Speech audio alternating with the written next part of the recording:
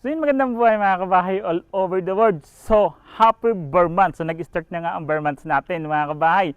So, super excited na tayo lahat. Siyempre, ano pong meron sa Burr months? 13-month, bonuses, raffle, ham, di ba? Aside from that, ano pa bang meron sa Burr month? Siyempre, promo. So, good news mga kabahay dahil may promo tayo ngayon dito sa Liora Homes Naik. So, mas pinababa yung down payment natin dito. Di ba? Ang ganda ng pinipicture dito.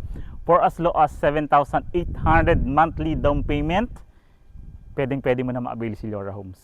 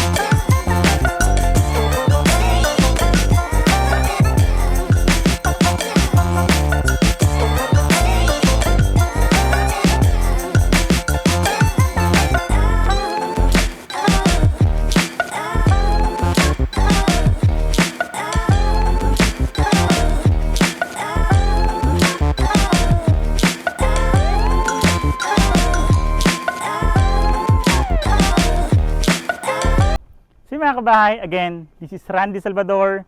Of course, ang aking misis, kami po ang susi at tulay patungo sa pangarap niyong bahay.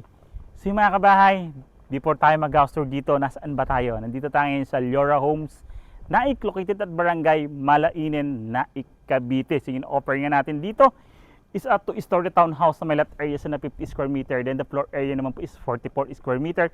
Basic finish turnover, then complete amenities na po ito. Ang kagandahan pa nga sa in-offer natin kay Liora Homes. Picture na natin to before, di ba? May solar panel tayo dito na pwedeng makatulong sa araw-araw nyong konsumo sa kuryente. Aside from that, nandiyan pa yung water tank natin for the rainwater and the fresh water collection system na pwede rin makatulong sa araw-araw nating konsumo sa tubig. And syempre mga pinipictures pa natin, screen windows, screen doors, kasama na yun during turnover. Tara, house tour na tayo.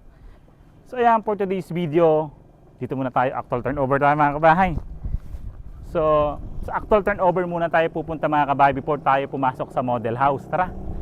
Yan.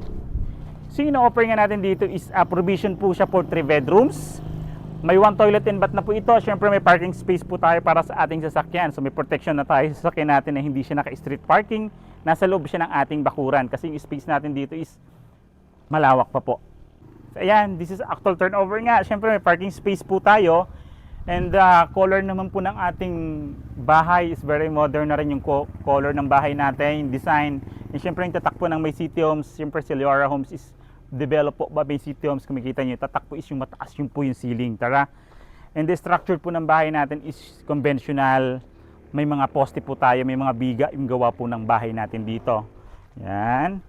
Katulad nga po ng sabi namin is during the turnover, meron na po tayong screen doors dito. Tsaka 7,800 monthly amortization sa down payment. Napaka-affordable. Ngayon lang sila nag-promo ngayon. So, grab na natin ito mga kabahay. So, pasukin naman natin. Ito na nga po yung actual turnover. Yan. Okay. So, this is our actual turnover. Ito po. So, yung pintuan natin is solid wood. So, kahoy po yan. Solid, then double deadbolt black set during the turnover. Wow, meron na tayo rito. So ito na yung mismong turnover unit po dito kay Liora Homes Naik mga kabahay.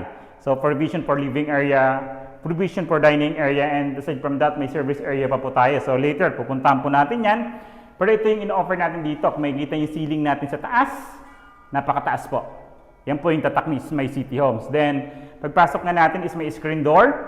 Pagpasok din po natin dito is may screen window pa po tayo. So kasama rin po yan sa turnover. So paglipat natin dito, so very safe na yan kasi may protection na tayo sa mga mosquitoes, langaw, di ba po? Yan. Diyan makikita nyo yung metal casement naman natin or window casement natin. Kung makikita nyo, grills inside na rin po siya. So very safe na rin po siya.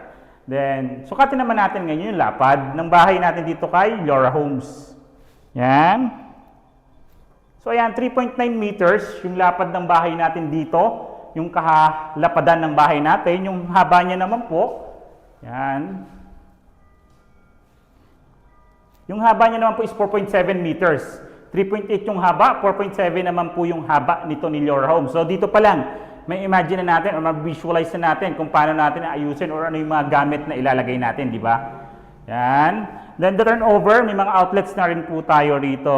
Turnover, ayan po. Turnover for the internet, for the telephone, so cable. Ayan po, naka-ready na rin mga outlets natin dito. Kagandahan pa dito kay Your Home is a complete amenities. So may swimming pool din po tayo dito sa community natin. Katulad nga po na sabi namin, napakaganda po ng community dito kay May City Homes, especially dito po kay Your Homes. Ito naman po, so may solar panel po tayo dito. So ito yung sinasabi namin na pwedeng makatulong sa araw-araw yung konsumo si solar panel po. Na pwede natin gamitin during daylight, yung power niya, di ba? Mag-imbak ng power sa Meralco. So ayan po, so araw-araw po, makakatipid tayo dyan sa araw-araw nating konsumo sa kuryente, di ba? Very good news yan. So ayan, ito na nga yung turnover natin dito mga kabahay. So di ba, very good location kasi one ride lang po to Maynila. One ride lang din po ito from Maynila. So sa mga nag-work Maynila, is, pwede nyo ito i-consider si Your Homes po. Tara po. So this is our toilet and bath naman. So toilet and bath natin dito during the turnover. Ito na rin po yan. And yung good thing naman dito, during the turnover, kasama na yung shower head, then mga faucet natin, then dual na rin yung water closet na plastic natin, and lavatory. Then may nakatiles na rin po yung flooring. Nakatiles na rin po itong ano natin na almost hanggang dito po sa may bewang ko po, ganyang kataas. Then yung lapad naman po ng toilet natin dito is 1.2 meters. Then yung haba naman po, yan, 2.3 meters yung haba, yung lapad is 1.2 meters, di ba? Ang ganda. Then pintuan naman natin is made by plastic PVC type. Then yung kagandahan nga natin dito, ito yung control natin dito sa rainwater collection system natin and the freshwater collection system. So naka-direct na rin po yan dito. So pwede natin siyang gamitin during pag gusto natin gamitin. Like for example, ito po, yan, pwede natin siyang gamitin. I-open lang natin, i-switch lang natin siya sa regular water natin para magamit po natin rainwater collection system and yung ating freshwater collection system. So may mga bulb po yan. So ayan, di ba? Ang laking bagay na matitipid natin sa kuryente dito. Then may service area pa po tayo rito. Yung service area natin, kung makikita nyo po, so during turnover ay na rin po yan. So may screen door na rin po tayo rito. Then, pintuan po natin is metal flush door. Double deadbolt na rin po yung lock set niyan. Ito po. Yan, ito yung service area naman natin dito. Service area natin, yung kitchen countertop natin is granite. Then stainless sink na rin po yan. So dito siya located. Ang kagandahan, mas makakalas na tayo or mas makakatipid po tayo dito kasi hindi na natin to, no need na i-relocate po ito. So yung lapad naman ng service area natin dito, yan po, ito yung lapad ng service area natin, 2.6 meters po yung lapad. Din yung haba niya naman, yan. Yung haba niya naman po is 2.5 meters. So di ba malaki pa rin po yung space natin dito sa likod. Ayun naman po, kung makikita nyo sa taas, ayan po yung mga tangke po natin ng tubig at ng ulan po na pwede natin pag-imbakan, pwede natin gamitin during the water interruption or daily natin gamitin. Okay po. Then yung rainwater natin na hose to BIB. So ayan po, pwede rin natin siya i-switch dito. Panglinis natin ng service area. Pang-ugas dito, panglinis ng lababo, pwede natin gamitin yung rainwater collection system natin. Tara po. Then may outlet na rin tayo dito. Yan. Okay, so proceed tayo sa second floor. Sa second floor naman po natin, 1, 2, 3, 4. Konkreto po iyan, limang hakbang is konkreto. Yung ibabaw po natin is sa solid wood. Po. Then yung railings po natin, ayan. So bakal po yan na napakatibay.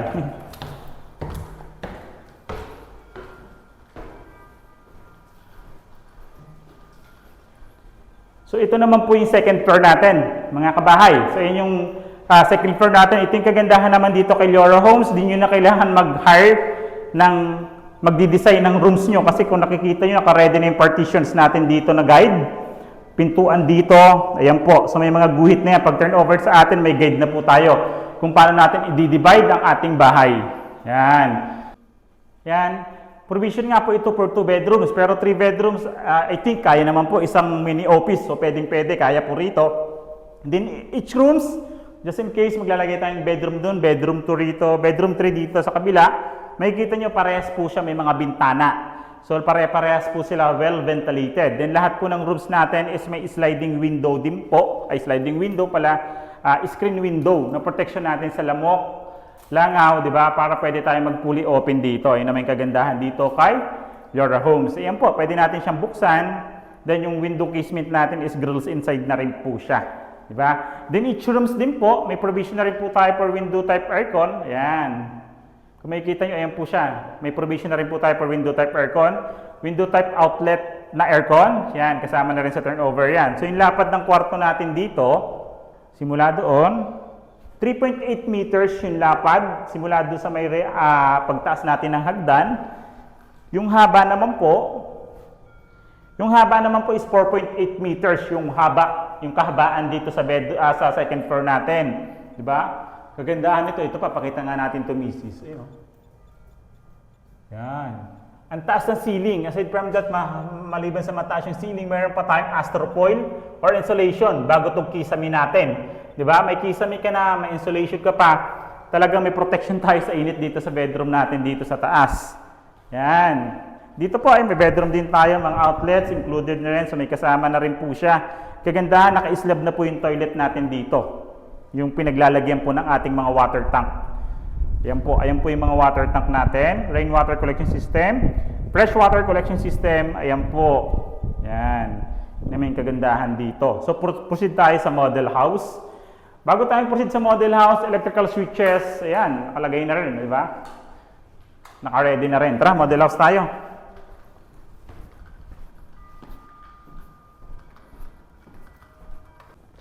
So yun mga kabahay, so magpuproceed naman tayo dito sa model house which is nasa kabila lang. So yung model house natin, binihisa na. Nagkaroon tayo ng pader, semento rito para sa parking space natin. Ayan po, pero sa exterior design wala nang pinagkaiba. Tara! Yan. May mga kabahay. So yan, this is our model house mga kabahay. So yeah, ito yung model house natin dito kay Yora Homes. Kung makikita nyo, yan, living area. Naglagay tayong living area dyan. Then maliit na dining area. So pero possible naman, babaguhin natin ito once na kayo ang lumipat. This is our model house only. Para ma-idea lang po kayo paano binihisan.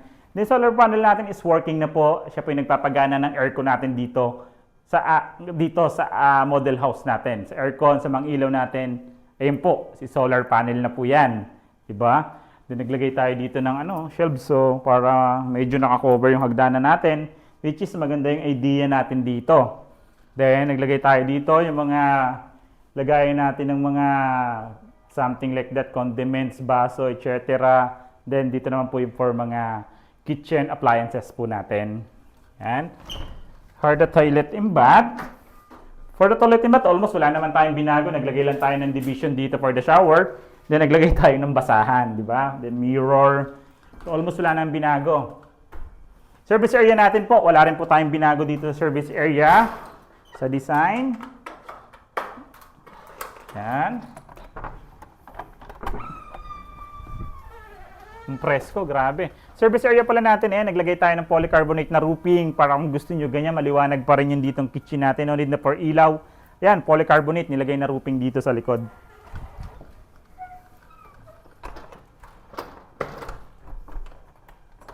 Yan. Dito naman sa second floor, tara po.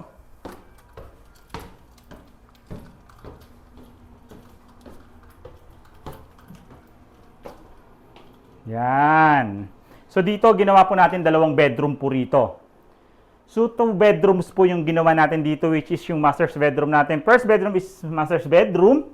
Yan po, queen size po yung nakalagay nating bed frame dito. May ceiling pa rin sa turnover. Naglagay tayong Korean blinds. So nakaabang pa rin yung window type aircon natin. Naglagay tayong isang maliit na upuan dito. Yan po. Yan, 2 bedrooms. Second bedroom tayo. For the second bedroom, ayan po, may aircon tayo, which is si solar panel din po yung nagpapagana niyan ngayon. Yan, so 2 bedrooms. Pangalawang bedroom natin, isa dito. Yung isa na pupool natin, na bed. Yan po, pwede tayo dito magkapatid or mga bisita natin. Yan. Ito po, naglagay din po tayo ng table dito for the mini office. Di ba? Pwede natin gawin yan. Pero it's up to you pa rin kung anong gusto nating design. Ngayon, magkano nga ba si Yora Homes? So yan nga, di ba? Kasi may promo tayo, which is yung bare months promo natin. Lower DP, mas pinababa yung down payment for as low as 7,800 monthly amortization sa down payment. Kakaroon ka ng bahay dito sa Leora Homes. Tara, pag-usapan natin yung presyo ngayon. Kung magkano nga ba si Leora Homes. Yan. Quick recap lang tayo. So, yung bahay natin dito po is, ang kabuuan niya is 50 square meter po yung lote natin. Then yung house area naman po natin is 44 square meter. Provision po siya for 2 to 3 bedrooms. Meron na po tayong solar panel na installed dito na makakatulong po sa araw-araw nating konsumo sa kuryente. Meron din po tayong fresh water and rainwater collection system na pwede natin gamitin everyday para makatulong din po sa ating water consumption bills natin, di ba? Aside from that, may screen windows po tayo dito. Screen doors, screen windows, then complete amenities po tayo dito with swimming pool kay Leora Homes Naik. 100 lang po ito patungo sa Maynila at pabalik ng Maynila. Located po ito sa Barangay Malainen, Bago, Naik, Cavite. So magkano nga ba yung total contract price ito? Dahil naka September bare months promo tayo ngayon, mababa po yung down payment natin. So mas pinababa po yung down payment natin dito, which is 6% lang po. Di ba? Ang ganda. Di ba? Ang ganda, di ba? So yan, yung total contract price po is 2,154,000 po. Then 6% record down payment nga lang natin dito, 6% only. So yung total down payment po natin is 129,600 po.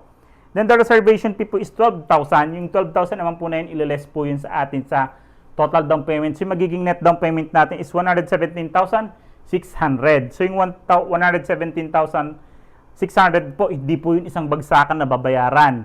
So pwede nyo po yung bayaran ng hulugan hanggang 15 months po. Which is 7,840 nga po yung monthly down payment natin dito. So yung for 30 years term naman po natin, kung magkano magiging monthly amortization natin sa Pag-ibig is 12,633 only mga kabahay. Then yung required down payment, required income naman po natin dito is 36,095 pesos po. Allowed naman po ang mga co-borrower dito mga kabahay, immediate family or not immediate family. So allowed naman po. OFW, mga seafarer nating kababayan, locally employed, welcome na welcome po tayo dito kay Leora Homes mga kabay. Even the mga BAs, kailangan lang tayo may mga i-provide na requirements dito kay Leora Homes. So, welcome din po tayo dito kay Leora Homes mga kabahay. Again, mga kabahay, so kung ngayon pa lang ka napapadalaw sa aming YouTube channel, hit nyo na po yung like, comment, subscribe na rin po kayo, and hit nyo po yung bell button para updated kayo sa mga bagong videos namin katulad nito.